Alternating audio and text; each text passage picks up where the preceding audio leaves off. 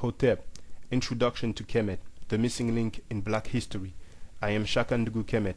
My goal is for you to learn and understand some information that you probably never came across before. For this reason, the beginning is going to be somehow meticulous because it's necessary. We are dealing with thousands of years of knowledge. We are going to deal with primary sources, originals. There's going to be name, dates, and places. So let's get right into it. Africa, Afuraka. I'm not going to waste time about the Middle East claim because it doesn't make sense, as you can see. I'm going to break down the word Kemet for you. That's a hieroglyph, the Meduneta. Now the first symbol, that's for Kem. It's a piece of charcoal. I've crossed crocodile skin because that's what it's described as most of the time. Then you have the loaf of bread, that's the sign for T. Then the bird is actually a O, and that's for M. That sign there is the town, village, settlement, Egypt, Thebes. The numbers in bracket are the God in the list number, and it can be useful, even though our ancestors obviously didn't use that. Some of you might say, fine, okay, but where can we see Kemet? No problem. This is the second Kamose Stela, number J43, at Luxor Museum in Kemet, Egypt. We are going to see where it's showing. That's line 23. Slowly but surely we're getting there. Here it is, in the middle of your screen. Here's a slight close-up with the Meduneta transcript underneath. How old is Kemet? Thousands of years old. The first dynasty starts around 3100 BCE. Menes or Narmer or Mena is the king of the first dynasty. We're not even talking about pre-dynastic period. Some of you might wonder, really? Show and prove. No problem. Here is the royal list of Abydos located in Kemet. It gives in chronological order 76 kings from Menes, that's Narmer, to Seti I. Then you have the ancestors' chapel of King Jehutimes, commonly known as Thutmosis III. It's from the Temple of Ammon in Karnak, number E13481 bis in the Louvre Museum in France. There's 61 names there from Menes to Jehutimes III. You have the Palermo stone around 2500 BCE, and that's located in Italy. The Narmer's head, UC 15989 in Petrie Museum, London, and the famous Narmer palette, CG 14716 in Cairo Museum. This is 5,000 years old. Why is it called Egypt today? It comes from Het Kapta, the house of the Ka of Ptah, which gives Aegyptos in Greek, Aegyptus in Latin, and finally Egypt in English. Het Kapta is Memphis, and that's what the US town is named after. I am going to show you where our ancestors wrote Het Kapta about 3,000 years ago, but first I want you to get some understanding about the source that I will use. Pert M. Heru, commonly known as the Book of the Dead. It's a papyrus that's 3,000 years old, kept at the British Museum, number 10470. It's a compilation of spells and things to get you through the afterlife. It has to do with spirituality. Every time we quote the book, that's the edition that I'm on. You need to understand that there's all the versions, right? People will have that when they die, it'll be there with them in the coffin, and you have different ones, and I can give you examples. Here's the Pert M. Heru of Hunefer, around 1300 BCE, located at the British Museum. This one is the Pert M. Heru of Nacht, same date in British Museum again. Pert M. Heru of Nebseni, 1400 BCE, same location in London. Pert M. Heru of the scribe Nebked, that one is in the Louvre Museum in Paris, France. Those texts are derived from older ones called the coffin text, and here's an example right there. Coffin text of Goa around 1800 BCE from Deir el Bersha in Kemet, number EA30840 in the British Museum. That's well over 3,000 years old. The coffin texts are derived from older texts, which are the pyramid text. And there you can see the pyramid text of Unas around 2300 BCE. That's well over 4,000 years old. And then the pyramid text of Teti I in Saqqara, Kemet. Okay, Now, why is it called the Book of the Dead? Because it was found in coffin generally, like the one for the for Annie, for the scribe Annie, and we can check out the real name. It's actually in the book. So let's have a look. Page 28. The common name for the Book of the Dead, Pert Em Heru, which words have been variously translated, manifested in the light, coming forth from the day. Page 355, it tells you that it's on plate 5. Okay, and here's a breakdown of plate 5. Pert Em Heru. Now, why do we talk about plates? The papyrus of Ani was found, and it was 20 meters long. So Wallis Budge, who bought it, cut it into 37 pieces. That's why we are talking about plates. And there we're dealing with plate 5, and I'm showing you where Pert Em Heru is written. Let's have a look now. We're going to zoom in. There it is. That's right there. So I'm just going to cut that and then show you the Meduneta transcript. And it's just right there, Pert Em Heru.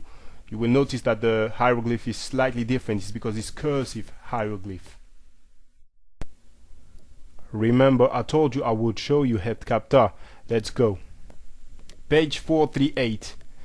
Check out the Meduneta for Het Kapta. Underneath we have the translation. That's line 7. There it is. Now, on the previous page it tells us that it's on plate 15. So let's bring it up. There it is. And we're going to zoom in.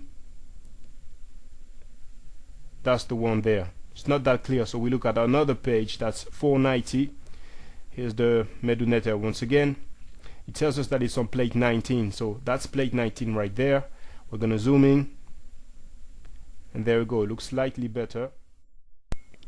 Here's a close-up. And you can see that it's made up of sign Q3X1, V28, D28, and O49. Now you definitely know the origin of the word Egypt. Now we're going to move on to something else. Let's deal with the word Pharaoh. It doesn't mean king, it means house. On the left you have Sultan, the original name that our ancestors used to describe a king. And on the right you have the Pharaoh symbols, the hieroglyphic signs. So it's all broken down to you, as well as Sultan, with the Gardiner list numbers if you want to take it further. Now on page 459, that's plate 16, you can see the word Sultan, and you have the translation. We're looking at line 6 right there. I am crowned upon my throne like the king of the gods. Now you do have the sign there, and also the 3 hatchets. They're not flag, they're actually hatchets. That's a symbol for Neteru. If you have one, then that's Neter. Okay, it's clear there in the middle. Another one that might be of interest to you. That's page 352, plate 2. We're looking at line 8.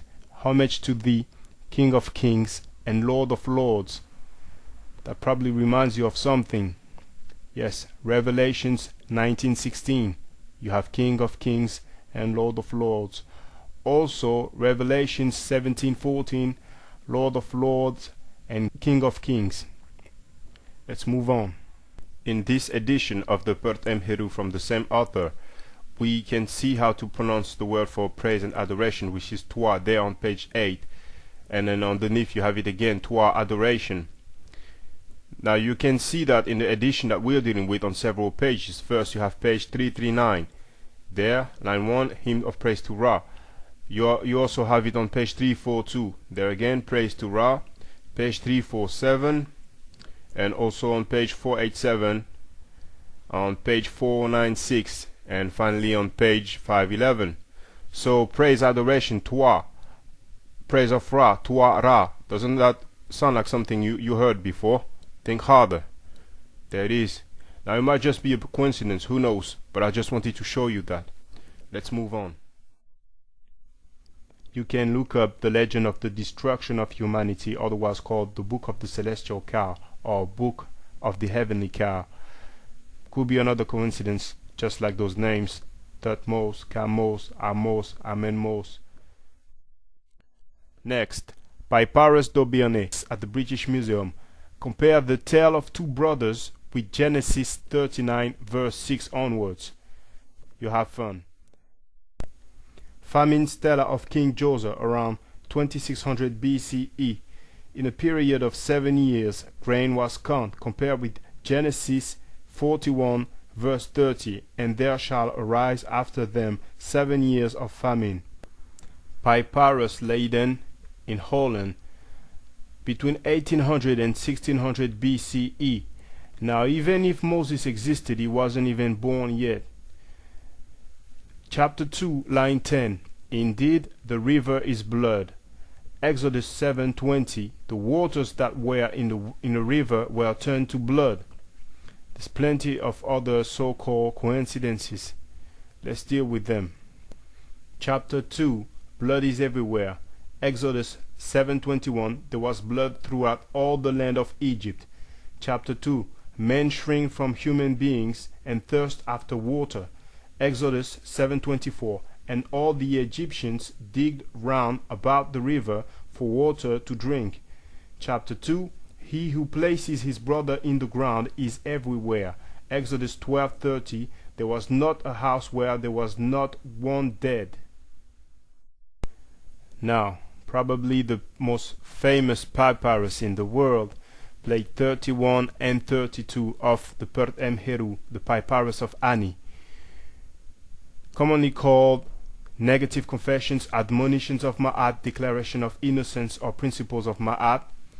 We're going to have a look. It's on page 576 that is translated. Right now we are going to compare the laws of Maat with the 10 Commandments. Let's have a look. Page 576, like I said, from the translation. Negative Confession number 27, I have not blasphemed. Exodus 20 verse 7, you shall not misuse the name of the Lord. Negative Confession number 24, I have not transgressed the law. Exodus 20 verse 8, remember the Sabbath day by keeping it holy. Negative Confession number 4, I have not slain men and women. Verse 13, you shall not murder. Negative Confession number 3, I have not stolen. Exodus 20 verse 15, you shall not steal. Negative Confession number 8 and 18 respectively, I have not uttered lies, I have slandered no man. Verse 16, you shall not give false testimony against your neighbor. 20 and 21, I have not debauched the wife of any man. Verse 17, you shall not covet your neighbor's wife. Hopefully you will forgive me if the quality is not so great.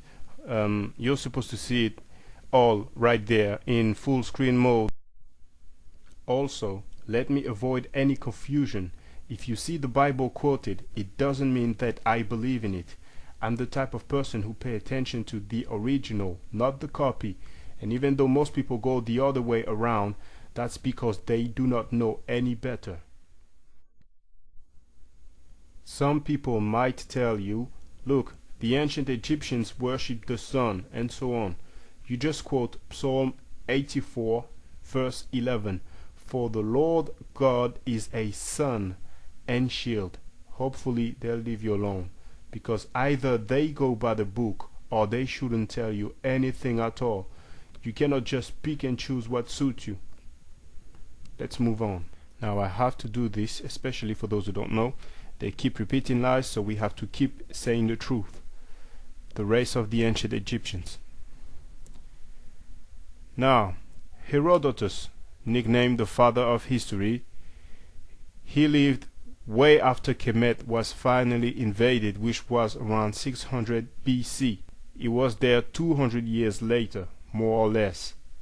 And still at that time, he said, thirdly, it is certain that the natives of the country are black with the heat. And in saying that the dove was black, they indicate that the woman was Egyptian. It goes on to say, the Egyptians said they believed that the Colchians were a portion of the army of Sesostris. That this was so I conjectured myself, not only because they are dark-skinned and have curly hair. And he used the word olutrikes for nappy hair. That's just in case they say that, it's a bad translation. Next we have Aristotle, who lived 100 years after Herodotus. He says, those who are too black are cowards, like for instance the Egyptians and Ethiopians. He used the words agon melanes, which is Greek for excessively black. Once again, in case they try to pull that wrong translation thing. Next, Volney. He was speaking about the Copts.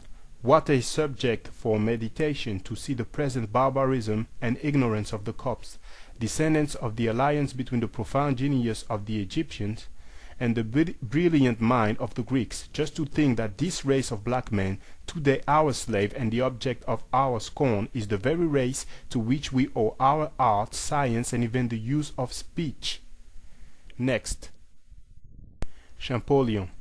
You might have heard that name before. That's because he is the first European to decipher the hieroglyphs, thanks to the Rosetta Stone, which is in the British Museum. Now, he was writing to his brother, and he said, "We find there Egyptians and Africans represented in the same way, which could not be otherwise." Now I'm going to show you what he was describing. That's a painting from the tomb of Seti I. It represents the races of men as known by the ancient Egyptians. As you can see, it is greatly damaged and it doesn't look natural to me. I think some stuff were bothering them they didn't want us to know, because not only you have the image but also you have the meduneta, the hieroglyph which describes the scene. But anyway, there is that drawing there which is supposed to represent what I just shown, and it suits them because they're trying to say that the darker complexion is a Sudanese and then the one on the right is an Egyptian. But it's not the only place where they have shown the races of men as known to them, and Champollion actually talks about this in the letter to his brother. For example, there's the tomb of Ramesses III, and there's a German archaeologist called Lepsius who has made a drawing to depict that. Now, before I read it, I want to let you know that Cheikh Anta Diop actually used that image for the cover of his book Nation et Agriculture, which is the French equivalent to African Origin of Civilization, Myth or Reality. Now, what is written says, this painting from the tomb of Ramesses III, 1200 BC, shows that the Egyptians saw themselves as black and painted themselves as such without possible confusion with the Indo-Europeans, Caucasoids, or the Semites. It is a representation of the races in their most minute differences, which ensures the accuracy of the colors. Throughout their entire history, the Egyptians never entertained the fantasy of portraying themselves by types B or D.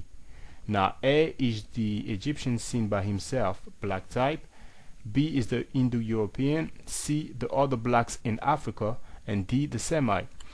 Now, I do not know if that description is actually on Lepsius' book, because I haven't read it and I haven't seen it. But I know for a fact that the image is, because Job has made the references in his book, okay? Now, keeping with the topic, race and color, I want to address the red thing there. I know they're throwing that a lot. You need to understand that 3,000 to 4,000 years ago, people didn't just walk to a shop and say, "Hello sir, can I please have some black paint? Thank you." No, it didn't work like that. What they had to do is use the nature to come up with the coloring, okay? And one thing is the red ochre that was abundant over there, and I'm going to give references for you to see, and I'm going to show you even more.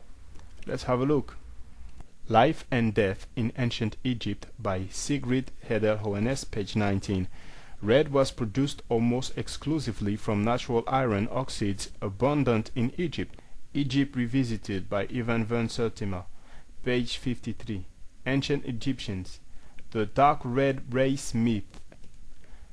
The myth of the Egyptians belonging to the so-called dark red race was created in the early 19th century and continues to be perpetuated by modern scholars and laymen.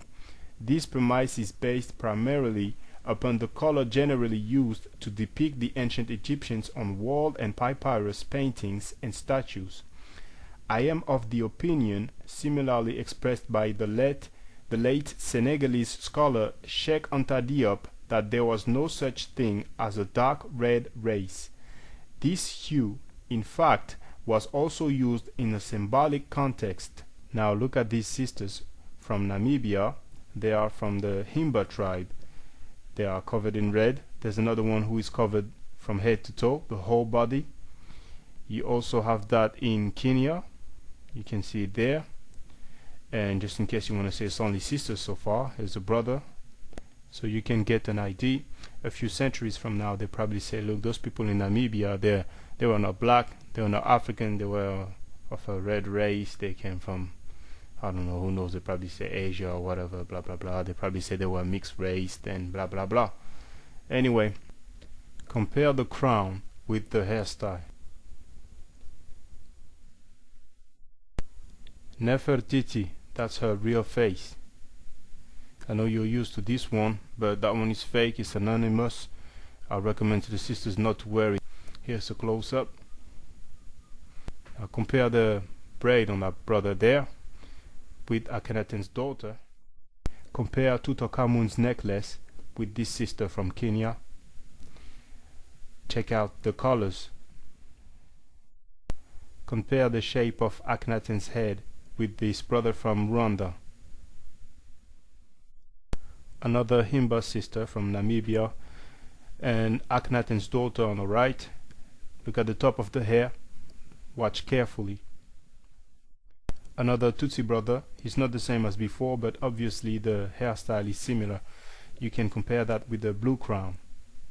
Have a look at Akhenaten's mother. This is Khufu. Djoser. You can see they didn't like his nose. Mentuhotep. No, this is not a fez. Taharqa. Akhenaten lived around 1300 BCE. David, if he existed, lived around 1000 BCE. That's 300 years apart. Akhenaten was there 3 centuries before David, if he existed. I'm going to show you a case of plagiarism. Some might say it's just a coincidence. What you are looking at is the hymn to Aten, otherwise called the Great Hymn to Aten. Now Aten is the god that Akhenaten was worshipping.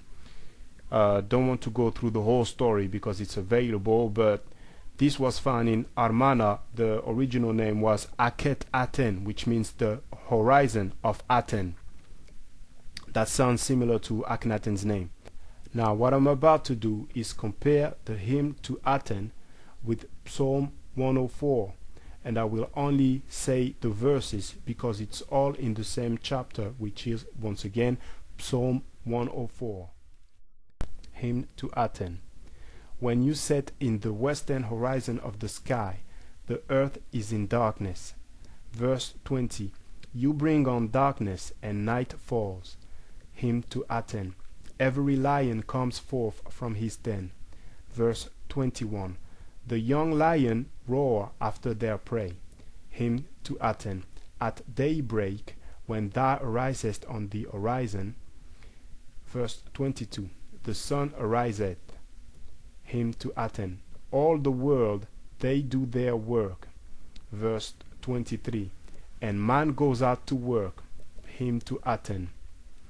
Trees and plants are flourishing. Verse 16.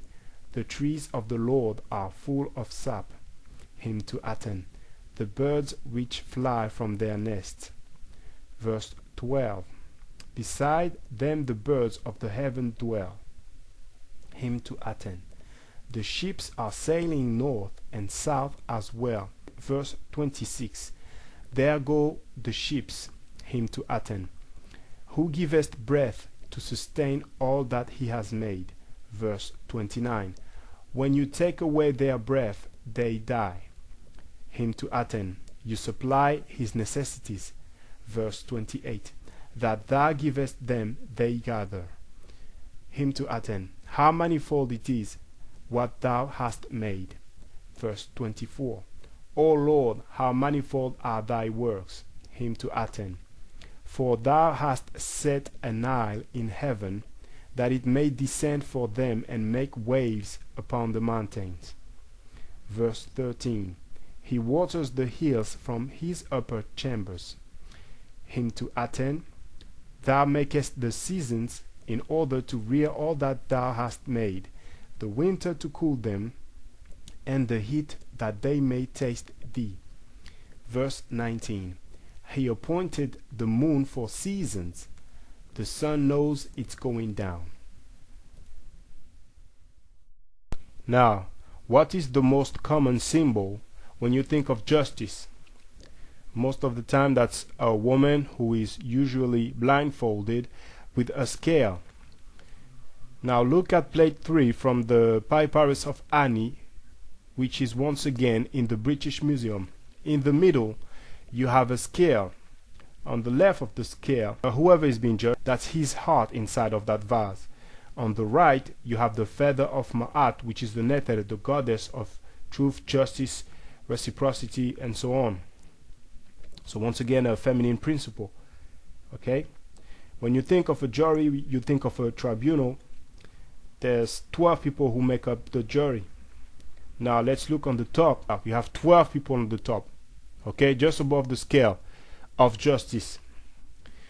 This, some people might say it's just a coincidence once again, but I don't care. This is a fact, and you can just make up whatever you want of it. But just be reminded that this is about 3,000 years old. Okay, let's move on. Now what you are looking at is the Dendera zodiac, located in the Louvre Museum in France. It was originally in Kemet. It represents the stars, and because of the presentation format you might not be able to see it in details, but if you put Dendera zodiac on search engines you should see some better representations. It's the oldest zodiac known, the oldest circular zodiac known. Some of you might have heard about a mention of Israel in an ancient Egyptian document. They are talking about the Merneptah stele, erroneously called the Israel stele. It's in Egypt, in the Cairo Museum. Now I'm going to show you the line, the part that they claim means Israel. Okay, on the actual stele you read it from right to left, but for clarity's sake you're gonna see it underneath from left to right. So what I've done, right, because it's a bit technical there, is for those who want to take it further and maybe learn the hieroglyphs, the Meduneta. I have put the meaning of each symbols, and underneath I have put their number according to the cardinal list. Okay, so then you basically have a breakdown of the meaning of that actual part. It's not the whole sentence, but that's the part that we are interested in. Some of those symbols you probably notice that there is no description, like no translations, because it doesn't actually mean a letter. It's just to give a better definition. You know, it's an ideogram, that's what it is. Okay, but basically what it spells is Isri-ar or Isrir. Okay, and that's how it's spelled most of the time. Okay, and another thing that's important, the last symbols is a man and a woman, and underneath you have the 3 strokes for the plural. So that tells you that it's talking about people, not an actual place. So it's talking about people. So saying that it means Israel is wrong, definitely.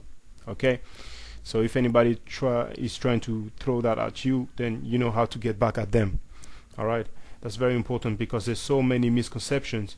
And the funny thing as well is that they are always trying to use, I mean, when it comes to archaeology, you know, and they try to have some legitimacy, they always have to go to the Egyptian documents. You understand? Anyway, let's move on. Now I think you would find this interesting.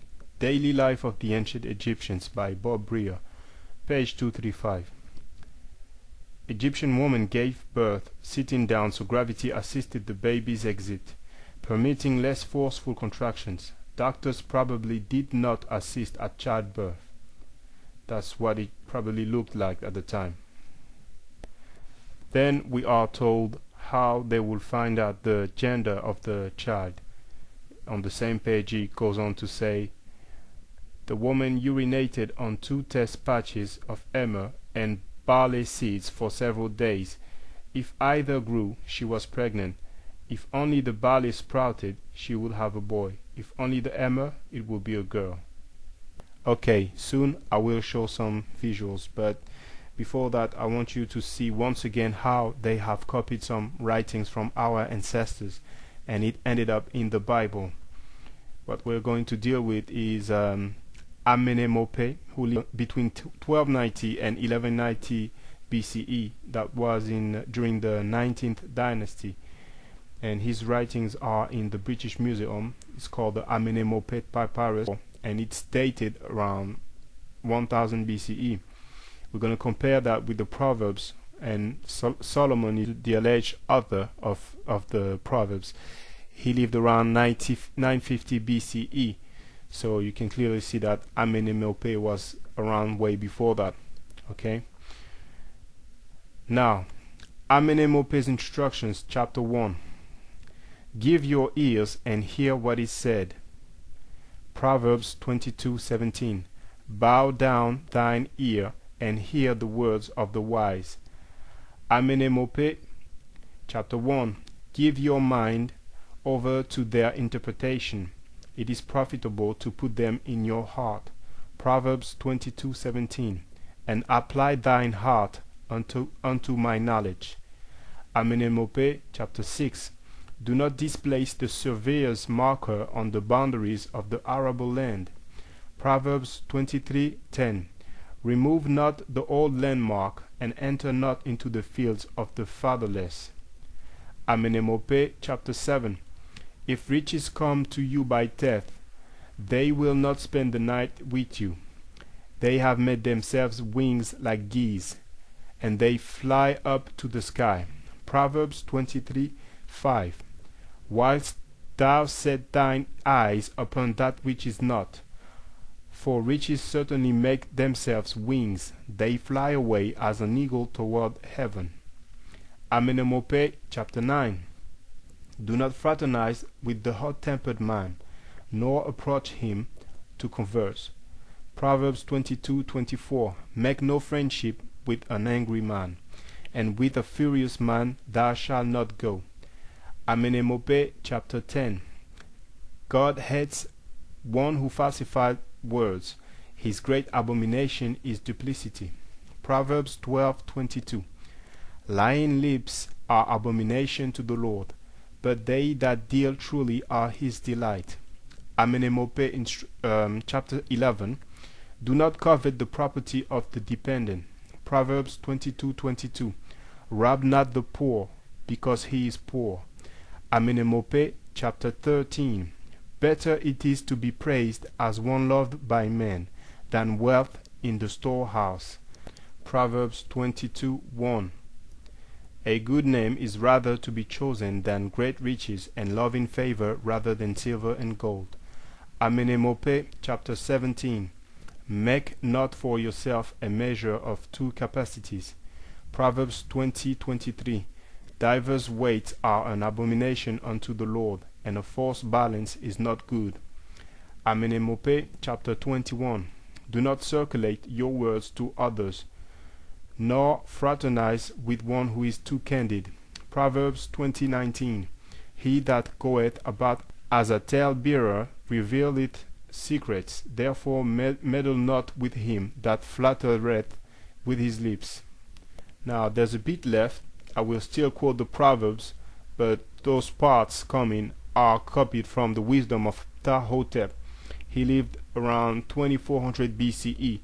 There's 2 fragments in the British Museum, and there's a Price papyrus in France written between 2000 and 1600 BCE. They are basically copies of earlier writings. And remember that Solomon, if he existed, lived around 950 BCE. Ptah-hotep wisdom. Don't be proud of your knowledge. Consult the ignorant and the wise. Proverbs 1:5. A wise man will hear and will increase learning. Ptah-hotep wisdom.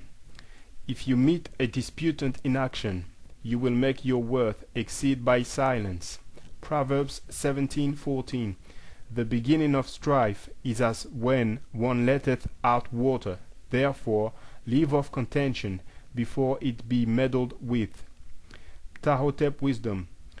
If you are one among guests at a table of one greater than you, look at what is before you. Proverbs 23:1. When thou sittest to eat with a ruler, consider diligently what is before thee. Last one. Ptahotep wisdom. Do not boast at your neighbor's side. One has great respect for the silent man. Proverbs 17:28.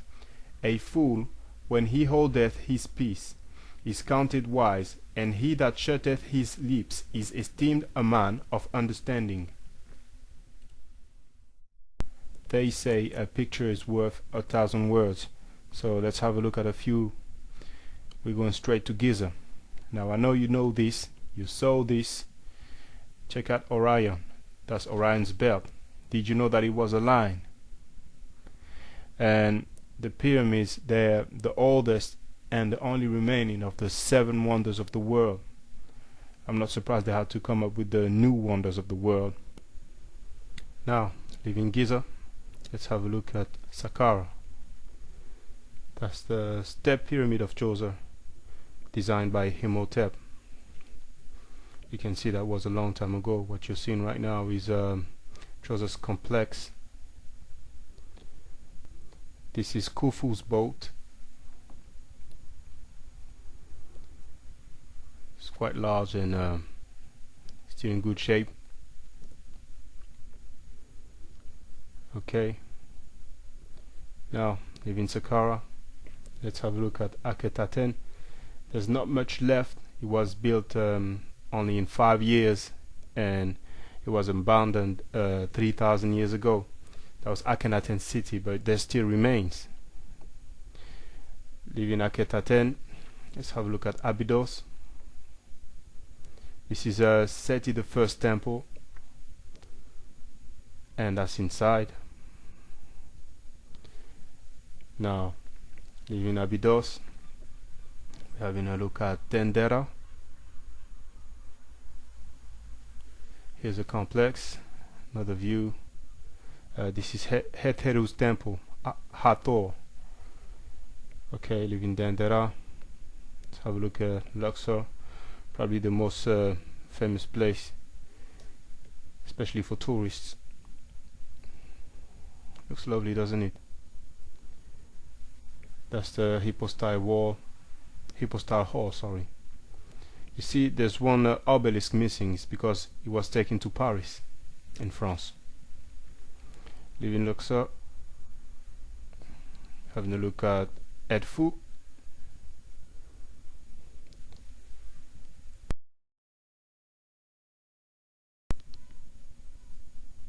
That's the rear view. Okay. Now we're gonna have a look at Kom Umbo.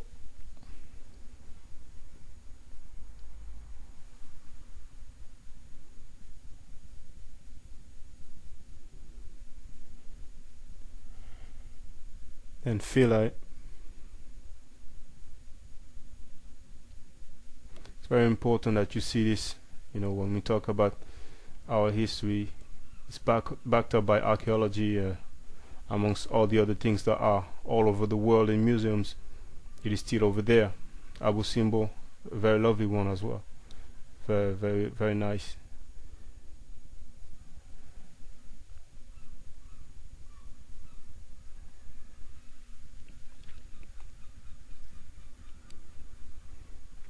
Ramesu II. Okay, that was just a quick overview. There's so much more to see. This is actually in Sudan, in Merowe. That's a temple for Ammon, to Ammon, and that's a few of the pyramids that are over there. This shows what we came from and what we got to. That's the first Trinity, Heru, Osar, and Aset. I want to thank my brothers and sisters who are down with Kemet, who are down with Africa, Afuraka, who represent. And it might sound funny, but most of the people that I am thanking, I do not know them. We are scattered all over the world, and we are trying to our best to open our people's eyes. I want to let you know that I know how it feels when your family and your friends and people around you take you for granted, do not take you seriously, might even try to, ridicule you, laugh at you, imply that you are almost crazy because you are not trapped into a belief system like most our people do. Okay? I really know how it feels. I want you to stay strong. I know it's easier said than done, but I feel like telling you that, I know, normally for us life is hard anyway, but when you do not follow the status quo, then it's even harder, obviously. So thank you for the job you're doing. Most of you are doing it online. Also, you try to do it, with the people you know. But once again, when people know you, they take you for granted. It's a shame, but that's the way it is most of the time. Okay. Now, I hope that you liked what you saw so far, and I hope also that you are going to understand that, as the title says, it's an introduction to Kemet, just an introduction.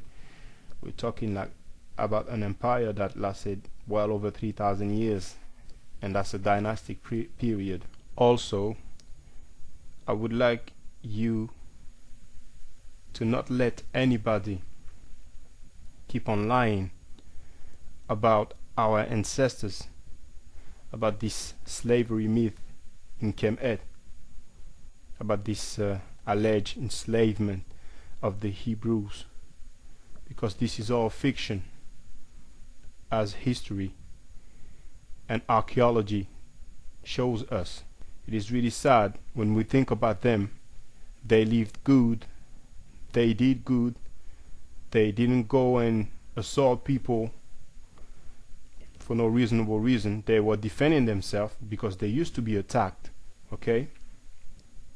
But there's no comparison, with the way that they used to live and the way that the others used to live,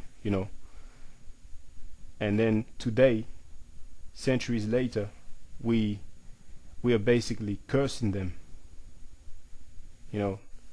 It's a very sad thing.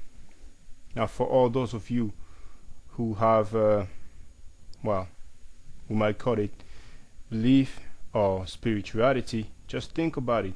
The same ancestors who laid down a foundation for you, then today you see them as evil people who enslaved and did so many horrible things. And it's wrong, it's false, it's not true, it's fictional. Yet you do not seem to have much condemnation for the people who really enslaved us and did so many horrible things, and who for the most part are still doing it. You need to be fair. Okay? And really, we are so lucky that all these things have remained, that you can go all around the world and see the reliefs, see the writing, the Meduneter, the hieroglyph on papyrus, on walls, paintings, and not only those who are all around the world, but also those that are still in Kemet. And you are probably aware that a lot of writings and statues and such are being chiseled out, destroyed. I mean, it's just a good thing to share the information, fair play, but I would like to take it to another level, and I cannot do that by myself. And really, as far as I'm concerned, there is no proper foundation in falsehood. See, I hear a lot of talk about quote-unquote unity, many times coming from some of us who are into what's called the three major belief system, because at the end of the day they kind of have the same patriarchs and the same prophets. We have ancestors who have written literature way before those people, and we happen to find out that they have been copied, but yet we do not call them prophets, our own ancestors. We take the copies and we consider it holy as a people. You understand what I'm saying? But not the writings of our ancestors. I would like to say that as a people, we should be humble and realize when we are wrong. But most of us don't, because we have spent so many years into a belief system. We just do not want to take another route. And then at the same time, we're going to claim to be open-minded. Come on. You understand what I'm saying? Anyway, asante sana, meda ACP. Thanks to the Neteru. Thanks to you, my brothers and sisters. Thanks to all the elders, the people my age, the people younger who represent, share the knowledge. Thanks to all those who do not lie to our people, because there's many who are lying to our people, and that's really sad.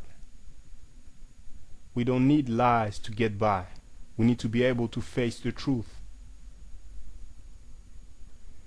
Hotep.